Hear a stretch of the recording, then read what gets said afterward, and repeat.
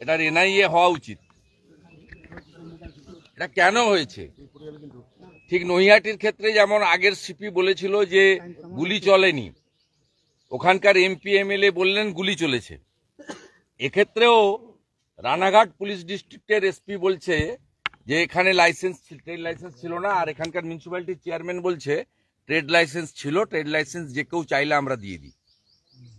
এইরকম একটা জায়গায় যেখানে কত মানে ডেন্সিটিটা দেখুন, একটা থিকলি পপুলেটেড জোন, চারিদিকে পাকা বাড়ি, এত ক্যাজুয়ালিটি কম হয়েছে, আমরা ঈশ্বরকে ধন্যবাদ জানাবো। তবুও 4টে প্রাণ গেছে, আরো একজন মৃত্যুর সঙ্গে পাঞ্জা লড়ছে। ভয়ঙ্কর অবস্থা।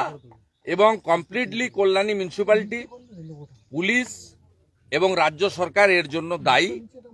এবং আমাদের স্থানীয় বিধায়ক অ্যাডভোকেট অম্বিকা রায় বিষয়টা দেখছেন। পুলিশ যদি সদর্থক ভূমিকা গ্রহণ না করে, নিশ্চিতভাবে নিরপেক্ষ এজেন্সির হাতে যাতে তদন্ত যায় তার জন্য উদ্যোগ আমরা নেব, দরকার হলে লিগ্যাল ব্যাটেলে করব।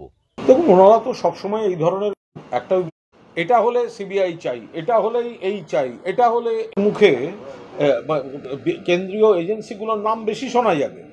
তো এখন আর একটা সমস্যা হচ্ছে যে এরাই তো দুদিন আগে বলছিলেন যে আর্জি করে যে উই ওয়ান্ট সিবিআই। কি পৈশাচিক নৃত্য তাদের, সেটা তো তাদের ব্যাপার। তাদের রাজ্য সরকার যা যা আইনে আছে সেইভাবে করছেন, মানবিক দৃষ্টিতে করছেন।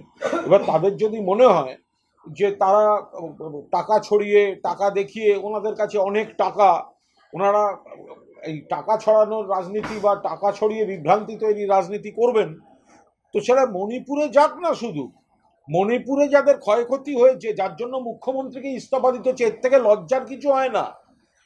আইন শৃঙ্খলার যে অবনতি, তার পেছনে মুখ্যমন্ত্রী আছেন বলে অভিযোগ, সেই দায় নিয়ে ইস্তফা দিতে হচ্ছে।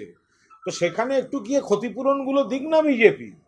অন্য জায়গায় যে জায়গাগুলো বিজেপি শাসিত রাজ্যে ঘটনাগুলো ঘটেছে, তো সেইখানে যাক না ক্ষতিপূরণ নিয়ে।